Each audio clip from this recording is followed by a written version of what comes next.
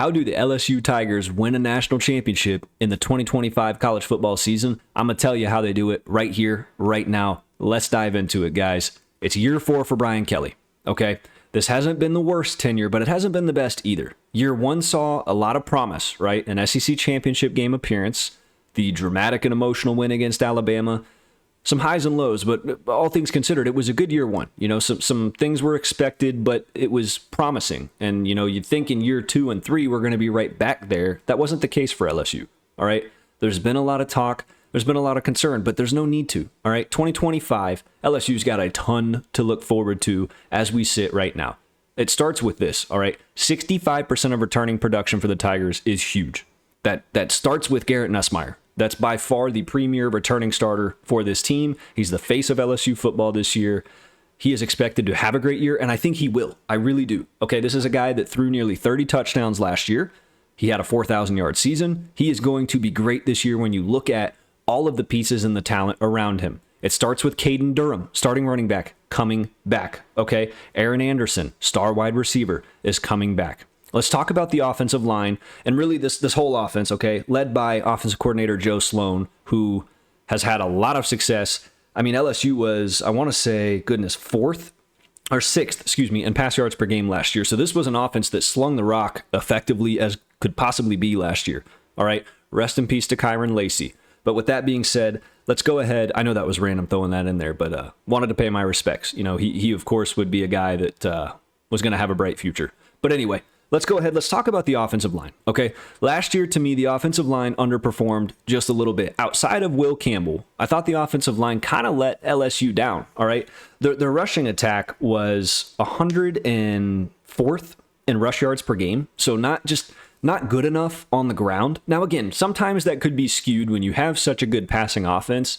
You almost get coined as like an air raid offense, right? That's going to be your first 10 plays on your play sheet coming into a game are probably going to be 7 passes and 3 runs, right? Whether it's play action, a lot of RPOs in this offense. So I'm not too heavy on looking down on that. I do think it needs to be better undoubtedly this year to just take a little bit of pressure off of Garrett Nussmeier and his arm. But I think what LSU did on the offensive line this year is going to alleviate some of the games like Florida last year, right? Where there were 7 sacks, okay? It starts with center Braylon Moore transferring in. Huge get. This is an experienced guy. He was one of the top-rated offensive linemen in the transfer portal. They bring him in. They also bring in Josh Thompson from Northwestern, another top-rated offensive lineman in the transfer portal. They added 2 experienced guys. They bring back DJ Chester. I think this offensive line is going to have it figured out this year. Maybe not right off the bat, and we're going to find out a lot about him in that Week 1 game against Clemson because you're playing, you know, arguably one of the best defensive lines in the country. But I do think they've added enough pieces, and Josh Thompson and Braylon Moore. DJ Chester's an experienced guy that they're going to lean on a lot. I think this offensive line will be better, and I think they're going to give Garrett Nussmeier enough time. I think with Caden Durham, this run game will be better. Now, when I talk about the transfers, don't forget LSU had the number 1 transfer portal class. Look, they went in and said, hey, we're going to give the fans what they deserve, right? LSU is a proud program. This fan base absolutely deserves all-in mentality, and that is exactly what this program did this year. They went all in on the portal. Nick Anderson, wide receiver, transfers in. Huge get for them. Barrion Brown, another wide receiver, transfers in. Him next to Aaron Anderson and some of these other returners and guys that LSU has, this may be the fastest receiving core, not only in the SEC, but in the country. I mean, they have 4 or 5 guys that run a sub 4.4 40. Like, these guys can fly. They bring in Nick Anderson, who is a big body athlete too, okay? Stands at 6'4", so he has size. That's your downfield target. They have guys that can fly across the middle. They will beat you any way possible. And then you think about tight end, okay?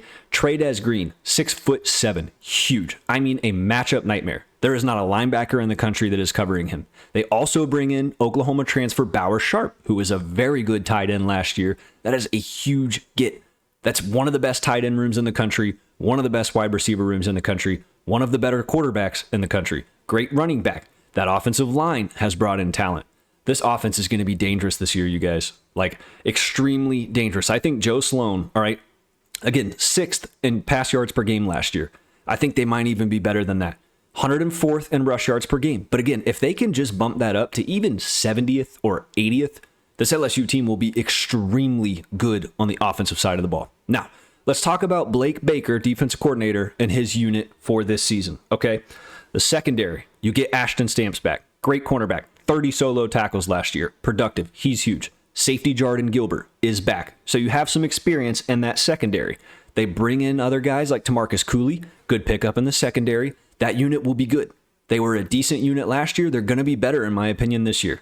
I think the key focal point of LSU's defense is the linebacker room. My goodness. Harold Perkins, Whit Weeks. I mean, two of the hardest hitting guys in the country. They play with their heads cut off. That linebacker room is experienced. They are good. Those are two seniors that are leading that defense. That is a scary sight. Now, the defensive line is even scarier, I would argue. Ahmad Bro, Jacobian Guillory, Patrick Payton. I mean, dude, it's insane what LSU has. They bring in transfer Jack Pyburn from Florida. Now, he's more of your hybrid linebacker, defensive end. He'll line up on the defensive front. He'll shift a lot. He's going to be a good piece in the pass rush. He's athletic enough to cover running backs out of the backfield. He's a huge addition to this defense and what Blake Baker wants to do. Now, I do think there's a lot of room for improvement, okay? They were 75th in pass yards per game allowed last year. That's got to be better. They're going to lean on this secondary, but it needs to be a little bit better. But here's the catch, and here's a big reason why I say LSU can absolutely win a national championship this year. When you think about the 2019 team that won a national championship, right? That was not the best defense in the country at all. There were games that defense gave up a lot of points. But the thing is they made plays when they needed to.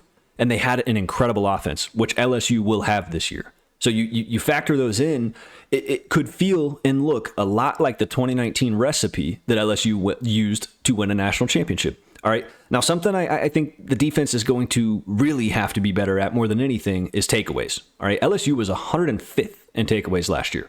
Only 1.1 per game, which is not the worst, right? 134 teams, but 105th is not very good. And I think takeaways are such a key factor for your defense. Stops are great, right? Stops are amazing. But, if you get a stop at the 50 and you're pinned down at the 1, your offense is under a lot of pressure. If you can force a takeaway, that helps with field position. And more than anything, that shifts a lot of momentum. So I'm really hoping with this defensive line and this linebacker unit, the stunts and the blitz packages that Blake Baker loves to run, that we can force some more turnovers and really give the offense more momentum and keep the offense on the field as much as humanly possible. So now let's go ahead. Let's look at LSU's schedule. All right. This is going to be the biggest thing, is how can they maneuver this schedule to not only find their way in the playoff, but find their way to a national championship. It's a lot of football games, and it starts with Clemson in week 1. Tough game, extremely tough game. Look, we know the week 1 curse with Brian Kelly. Let's see if we can break it this year, right? Okay. 0-3 in week 1 games, not ideal. All right. This is a big chance. Tiger versus Tiger, Death Valley versus Death Valley. Dabo Swinney's going to have his team ready to play. But LSU has dudes. Okay, this Clemson defense is good. The Clemson secondary, outside of Avion Terrell, has a little bit of question marks in my mind. I think that Clemson defensive line may be the best in the country right there with LSU. So again, they're going to have to establish a run game against Caden Durham. If they can get out against Clemson with a win, I think this season is off to the races, and I think that's their best chance. I really think this is such a pivotal game for the Tigers of LSU to come in and start the season off on the right foot. You play Louisiana Tech week 2 at home. Not going to dive into that too much. That'll be a win. Florida at home week 3. Big time, baby. Big time game. DJ Lagway and the Gators are still trying to find themselves. Okay, there's a lot of hype around this Florida team, but we don't really know what Florida's going to be. We know they have one of the best offensive lines in the country. We know that Jaden Ball is a stud in the backfield. We know that DJ Lagway has potential. He hasn't proved that he's, a top 10 quarterback in the country. He has the tools, though. Now, Florida's defense struggled last year. That unit played a lot better at the tail end of the season, but losing a guy like Jack Pyburn to the Tigers absolutely hurts them. They added some depth too, but that's going to be a big game. The saving grace is LSU has the Gators at home, and it's early in the year, okay? The Gators will have not been tested coming into this. They have 2 cupcakes before they play this game at night in Death Valley. 7:30 p.m. kickoff. That place will be rocking. You think about the momentum that LSU will have and the energy in that stadium. If they beat Clemson too, I think that there's absolutely a 75% chance, if not higher, that LSU could win that game if the cards lay right. I would almost say they will probably be favored in that game as well. Southeastern Louisiana the next week, that'll be a win. Ole Miss on the road. Ole Miss is another question mark. We don't know what we're going to get. Lane Kiffin is always tough to coach against, but I think that's not a bad matchup for LSU at all. LSU on paper is the better team. South Carolina at home. Again, another one of those games very comparable to the Florida game where you think, hey, South Carolina's got dudes. They got talent. They have a good offensive line. They have a good defensive line. Lenora Sellers has potential. But hey, again, on paper, we're the better team. Vanderbilt on the road. Not going to get into that too much. Should be a win. You get A&M at home. Another tough game where it may scare you a little bit. You got them at home. A&M is still a question mark. We don't know. Is year 2 the pop year for Mike Elko? Is it going to be another couple years? We will see. Bama on the road. Again, at this point in the season, who knows? Bama could have unraveled by now. Bama could be undefeated by now. This could be the game of the year for the Tigers. It always seems like it hinges on the Alabama game. Where do they lie when that game rolls around? Is going to be a big one. Again, it's winnable. Bryant-Denny's no joke. It's tough to play in, but it's a winnable game. Arkansas at home, winnable. Western Kentucky should be a win. Oklahoma on the road really doesn't scare a ton of people. Okay, now Oklahoma could be good. I think getting them at the very end of the year is going to be better because if you're coming with a lot of momentum or it's a do or die game, you're fine. Now here's the catch. LSU does not have to go 12-0. They don't even have to win the SEC. I don't look at this schedule and say, hey, they're going to lose 4 games. I really don't. I think that, at most, at truly most, like if it were to be kind of the floor, I think would be 3 losses. I think there's absolutely a world where LSU maybe only loses 1 or 2 games. Now, again, you could argue they could lose 5. We don't know. That's just my opinion. I think on paper is where I'm coming from here because, again, we'll see. Week 1's a great measuring stick, but we will see. If LSU makes it into the playoff with the experience they have at quarterback, the experience they have in that linebacking core, the talent they have on both sides of the ball, and the coaching that they have, whether you like Brian Kelly or not, you cannot deny how good of a coach Brian Kelly is when it comes to the X's and O's. Joe Sloan's a great coordinator. Blake Baker's a great coordinator. That defense and offense will both be better. LSU is a team to watch out for. How they can win the national championship, win 11 games, even if it's 10, find their way into the playoff, lean on Garrett Nussmeier and that experience, get great production out of the amazing defensive line and linebacking core that you have, and roll the dice, baby. That is how the LSU Tigers win a national championship in 2025, friends. I appreciate you guys watching the video. If you do, like, comment, subscribe. Just a disclaimer, I am not an LSU fan at all. I'm actually indifferent to all teams now that I'm doing this. But I haven't been an LSU fan, so if I say we, excuse that. I support the Tigers. I support every team in college football. But for you LSU fans, there's a lot to look forward to. For everybody watching, this is a dangerous team. Let me know what you guys think in the comments, and I will see you next time. Peace out, guys.